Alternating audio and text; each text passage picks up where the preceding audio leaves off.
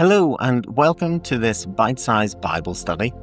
Today we're going to look at just one verse of scripture, and if you live in the UK then you are getting ready this weekend to move your clocks forward for daylight savings.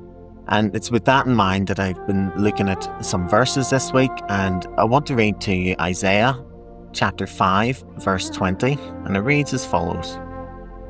Woe to those who call evil good and good evil, who put darkness for light and light for darkness, who put bitter for sweet and sweet for bitter.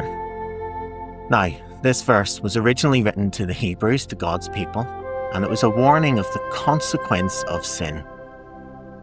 We see that it starts off with the word woe, and that makes us think of two types of woe. The first is an earthly, temporal woe. It's the sadness, the challenges that we face when we sin against each other in our day-to-day lives. It's strife in relationships. It's hard times in our normal daily life. The second type of woe, the greater woe, is an eternal woe. It's the consequences of our sin, yes, against each other, but more importantly against God, that will not go without punishment. And the Bible warns us that those who have sinned will face God's wrath and will be punished in hell if we do not find forgiveness in Jesus.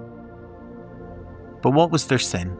It tells us in the verse that their sin was that they called evil good and good evil, that they put darkness for light and light for darkness.